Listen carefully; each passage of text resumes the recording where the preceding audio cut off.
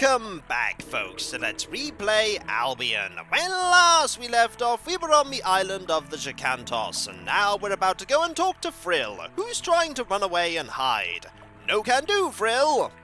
Disarema, friends. Now, how do you like our little gathering place? A beautiful complex, and the park around the house is like paradise. You must come here often. That is true. In Dji I am well known for my frequent travels. Now you see where most of them lead. The transport caves allow all of us to frequently gather and exchange ideas. What's your profession here, Frill? Well, here with the Dji Cantos, or Enlightened Ones, I have a similar function as the Dji I study history. Well, I'm not surprised about that. And what about the transport caves? Naturally, Dranag knows more about that, but this much I can tell you. It's really a good thing. You can use it to travel to any place in Albion in a split second. It is our strongest magic. And let's face it, it does save traveling on boats that sail backwards but for some reason manage to go forwards, wouldn't you agree? I would indeed agree. Thank you very much, Frill. And just give me a moment, I'll be right back. The next person we really want to talk to, I suppose we could talk to Nemos. He also doesn't have much to say, but what he does have to say is important. Toggy Din, I hope you're enjoying your stay here. This is a peaceful island where one can meditate to draw force from a Nim Ebona. Well, what's your profession? My title as head of the druids doesn't mean much here, and I am glad about that. Here I'm an equal among equals. Well, what can you tell me about meditation? The entity has blessed this place. Here her power is stronger than anywhere else on Albion.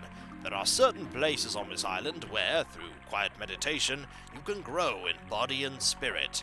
And what places are these? You will find these places if you look for the flowers of the goddess. And what are the flowers of the goddess? These small, brilliantly coloured flowers grow, it is said, in places particularly blessed by the entity. And Nemos is not joking there.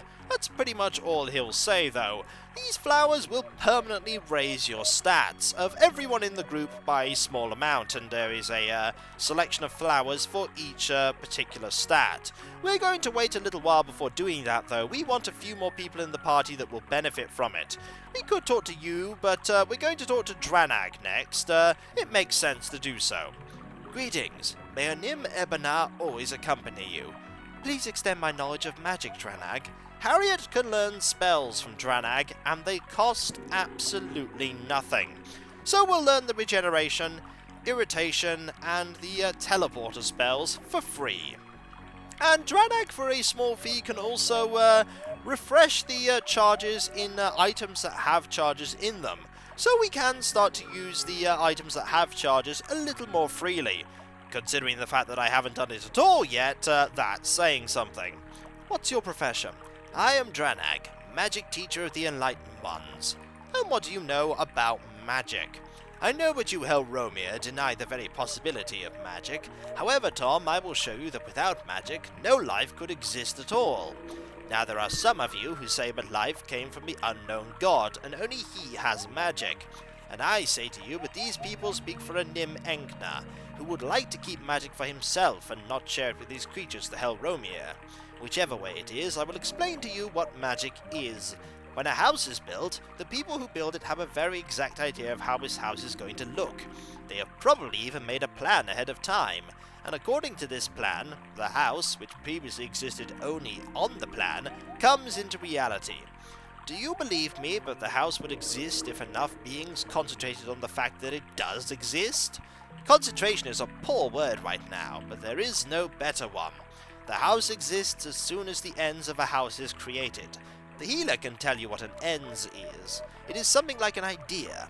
If you have an idea of something and you have access to an Nim Ebona, the entity, then you can create this ends. And once you have done that, you can turn the ends into matter. This works all the way up to demons or even transport caves, but only the Enlightened One knows about these. What about demons? Demons are beings in which fear has become ends. Unfortunately, this doesn't mean that demons are fearful, but that they are materialized dreams of fear. Actually, they only arise when someone wishes to divert his personal fears into an ends, so he can overcome them. This dangerous method is used only by the Kenget Kumulos, a warlike order, which I hope you will never have to deal with. Unfortunately, the plot dictates that you have to deal with them. Also, an interesting point, does that make Cantos a Kenget Kumulos? Or does that make him a former Kenget Kumulos like Thunag? What do you know about the Kenget Kumulos? Oh, you better ask, Lanaire, one of our servants. He used to be a slave of the Kenget Kumulos and was able to get away. He can tell you some strong stories. And let's ask about the transport caves. They are very powerful places, which is why only the enlightened ones know about them. The energy of a Nim Ebonar is particularly strong there, and if an Ends imagines to be in another place, then in an instant it actually is in this other place, including its body. They are created by the responsibility which all the enlightened ones feel for Albion. If this responsibility were to disappear, the transport caves would also disappear. Therefore, they must not be made accessible to the general public. If the caves were misused, we would have to make them disappear, and then we'd have to use those silly boats that travel backwards but move forwards. There's really not much more we can talk to Dranag about, so the next person we should really talk to is, I think he's called Brr. Let's go and speak with him. There he is. Hello. I wish you health and a peaceful ends, or it's Burr, rather. My mistake. What is your profession? I am Burr, healer and teacher of the healing art at this place. I completely garbled that sentence. I'm just excited to see new people. You look curious. What do you wish to know? Well, we could talk about ends. Ends is that which makes you alive. Ends is your eye. Ends is that which differentiates you from the dead, as well as from all other things which exist. And there are a few other things that we can talk about, but not right now. Let's see if we can get some healing. I believe the healing here is completely and totally free. Let's find out. Yep, it's completely free. So we can always come back here and get some healing whenever we need it, which isn't a bad thing at all. So now we have a pretty easy to access source of cursed item removal and disease curing and everything else that we picked the wrong thing there, and anything else that we may need a healer for. There we go. Much better. There is still one more person we need to talk to, and that is not you. Let's see if we can find her. She's somewhere around here, and she has a lot to say. There she is. Hello. I want to talk to you. May Nim Ebonar be with you, Helromir Tom. What's your profession? I am Urkith, and I have a lot of insight into the old songs of Homer. If you'd like to know something, then just ask. And we will indeed. Homer's songs are an accurate image of the war between the two poles, a Nim Ebonar and a Nim Enkna. Especially the second part, which deals with the wanderings of Ulysses, is very instructive. For Ulysses incorporates the principles of a Nim Enkna like no one else before his time. For him, adjusting to the flow of events is no longer important. He no longer feels himself to be a part of the flow of a Nim Ebonar, which man had always felt up to then. For him, adjusting to the flow is only superficial.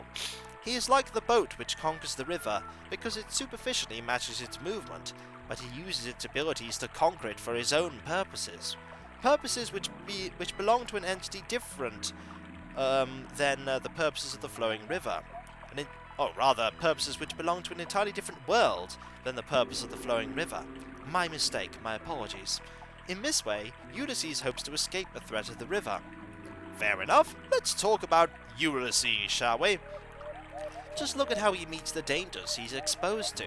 He defeats the giant Polyphemus by calling himself No One. In this way, he imitates his ends, which chooses its name freely from its being. But the name Ulysses invents has nothing to do with his ends, but with the purpose which it serves. He calls himself No One, and after No One has served its purpose, he will remove it like a piece of clothing. He deceives the sirens when he listens to their songs without falling victim to them. He does this by wrapping himself in chains. Chains which are the principle of a Nim Enkna, for a Nim Ebonar lets everything flow freely. In this way, Ulysses can set himself above his companions, who have to row with their ears plugged. This is also new. A leader can gain knowledge which he must deny his followers so that all will survive. Force and order everywhere, the principle of a Nim Enkna, and the climax is reached when Ulysses comes home. Let's talk about that, shall we? When Ulysses comes home, no one recognizes him except for his dog and his nurse. The dog recognizes him by his ends, and the nurse recognizes him because she knew him in a former life, a life when Ulysses still swam with the flow and was bound by the principle of a Nim Ebona, where he received a scarred wound in battle with a wild boar. The new Ulysses would outsmart the boar and not get wounded. He outsmarts his wife Suta by concealing his true identity and turning himself into a beggar. Bathrig later uses self-denigration, and he always said that whoever denigrates himself will be raised at the end. In any case, Ulysses' untrustworthy wife recognizes him only when he pulls the bow, which can be pulled by no one but Ulysses. And here, for the first time, Ulysses consciously returns to his own ends and subjects himself to it for his own purpose. The purpose of protecting his family and retaining his lordship. He succeeds in doing this so convincingly that before long everyone is emulating his image. They did not even notice that they lost their freedom.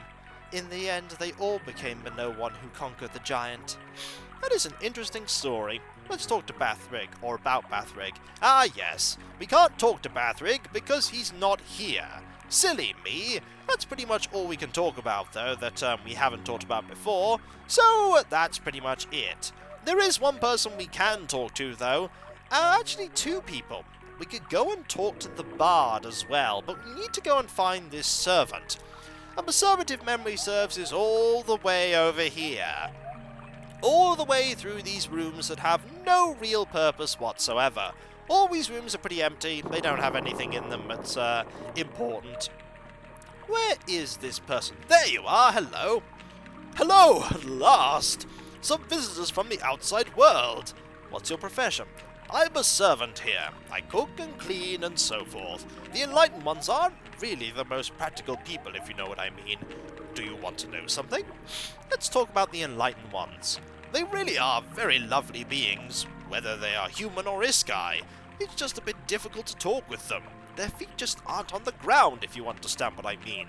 But they're never arrogant or anything like that. Mostly, they even ask when they want something, though they pay me for it, if I remember my time with the Kenget. But I can't tell you exactly what the enlightened ones do. It's all very secretive. They pop up out of nothing, and when you've just gotten used to them, they disappear again. Sometimes I'll have nothing to do all day, and all of a sudden they return without any warning. But as I said, they treat me well, and that's worth something. Let's talk about feet on the ground. I'll talk a while with them, then you'll know what I mean. I'm not saying that everything they say is nonsense, but it's just not easy to understand. Let's talk about servant, shall we? It's a big difference from being a slave with the Kenget, and confidentially, the entire place would collapse without me, I'm sure of it. Let's talk about the Kenget Kamulos, shall we? My last job was with the Kenget Kamulos, if you know what I mean. The Kenget are a kind of enlightened ones for assassins. They seek the welfare of Albion by worshipping the old war god Kamulos.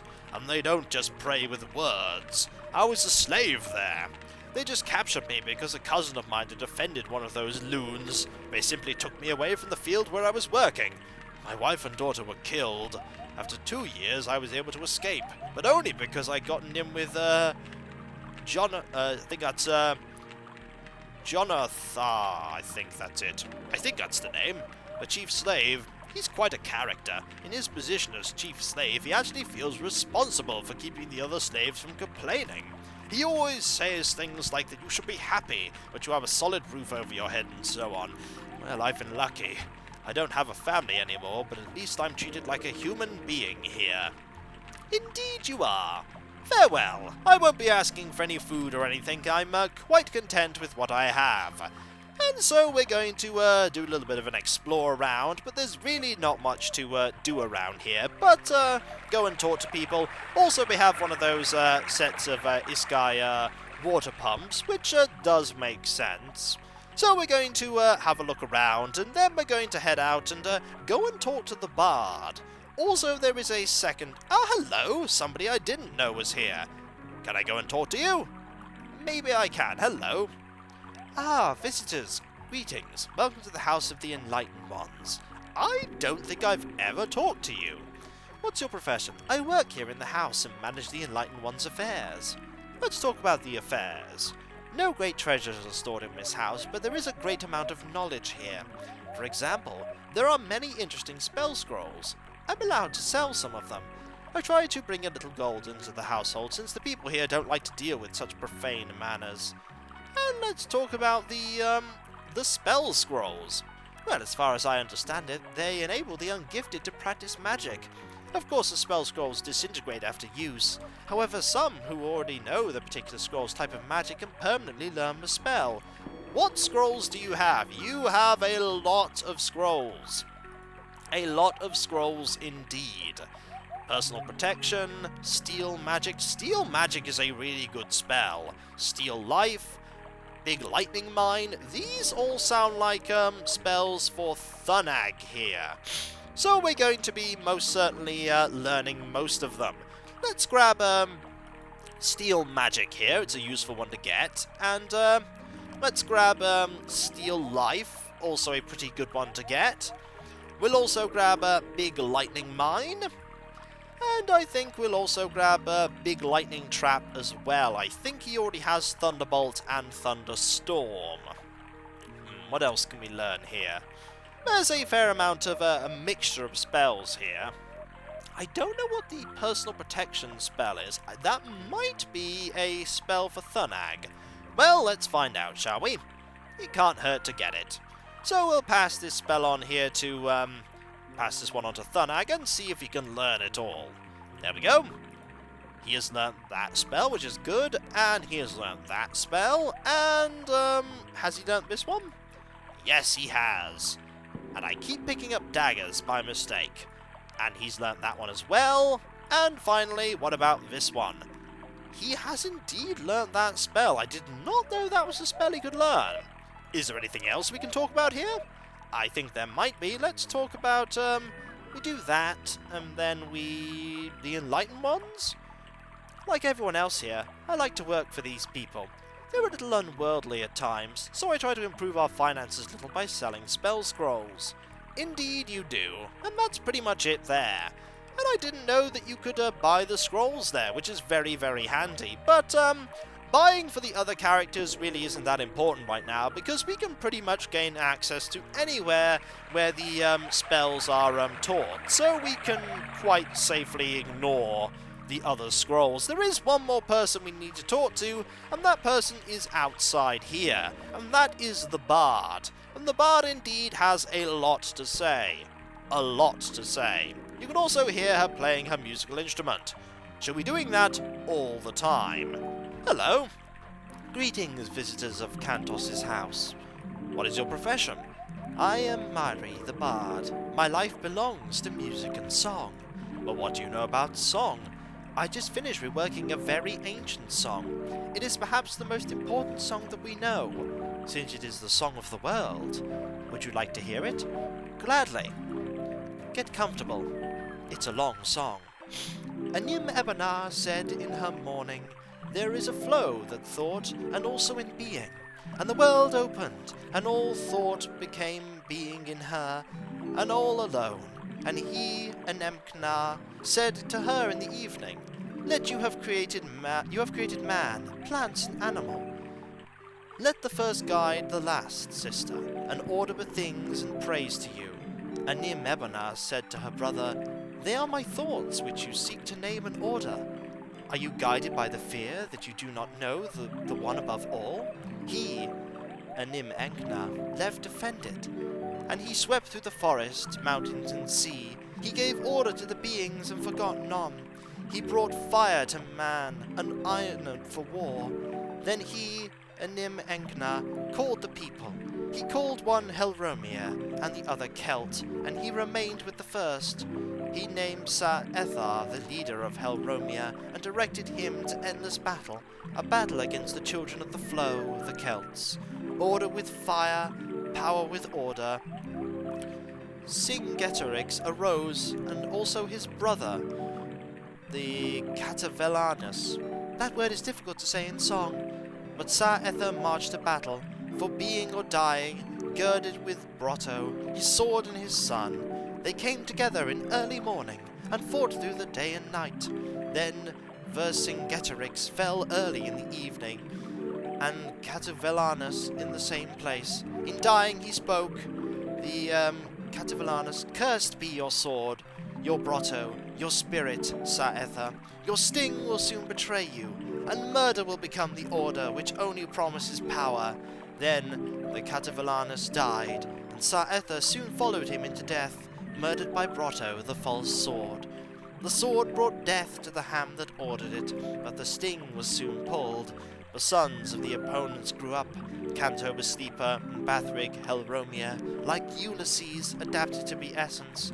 He seemed a servant of a Nim Ebona. The words flowed like waves, but this flow was poisoned with cunning.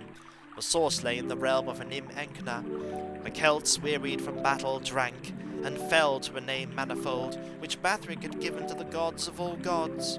The essence called, and Canto awoke. He had slept long and on distant paths, and he tried and rode a Nim Enkna's bull. A Nim Ebona called to save the Celts from Bathrig and his god Lagvir. A Nim Ebona saw the last of the few Celts assembled around Canto. Her spirit was strong and longed for Albion, the land which Cantos imagined beyond the mists. And Nim Ebona led the Celts along stoneless paths, without dark and light, until one day Cantos' spirit, the White Land, broke through the fog. The White Land, said Nim Ebona, consists of all colours together. You cannot break it, for this is Albion. Go and enlighten yourself. I thank you for your attention, visitors. Now I must bid you farewell. I'd like to work on the melody a bit more. Maybe add a few choruses or verses, and we could ask about other things, but I don't really think that's a good idea right now. We will be coming back to this area. We'll have to go and find the goddess's flowers, as we were told by Nemos they're quite important to find. But for now, what we're going to do is we're going to go and head over to the transport cave, so that we can go and begin heading around the world, because now we can pretty much go almost anywhere. And I think we need to deviate a little bit to the left here so that we can go and head in that direction. Or maybe we need to go up a bit. Yeah, we need to go up a bit first. There we go. Up and then over to this way, I think. Yeah, this way. Let's go this way. And maybe this way? Maybe. Nope, not that way. This place is rather big, and most of the time you really don't need to go to too many locations in it. So we need to head this way, I think. Yeah, this way looks like the right way. The transport cave should be right up here. There we go. This is the entrance to a cave where we can begin our journey with Nim Ebona's help. Tom, are you sure you want to leave now, or would you like to spend a little more time here? Go into the cave and continue the journey? Yes. Just as they're all heading in the direction of the cave entrance, Raina speaks. Tom, let me say something. I'm strongly attracted to this place of knowledge. There is so much I could learn from the people here. To be brief, I've decided to stay here. I would like to go deeper into this world's secrets, and I can return on board with Toronto soon enough.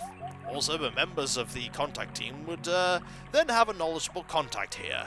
I think you can manage without my assistance, right? Right.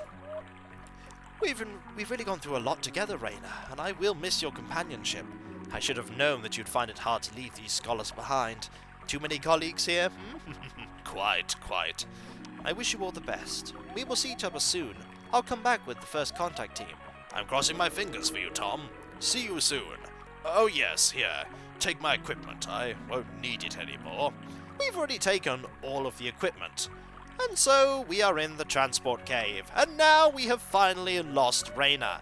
Raina is never coming back to the party, although this is not the last time that we will ever see Raina. Also, a torch here might be a pretty good idea. Let's pass one over to Drur, shall we? There we go. Not a bad idea whatsoever. Excellent. And when we come back, folks, we shall go into the transport cave and into the portal itself, and do a little bit of travelling. There are a few places we want to go to before we head over to Amajo. First, we need to go pick up some old friends. So I'll catch you next time, folks, and I'll see you then. Later.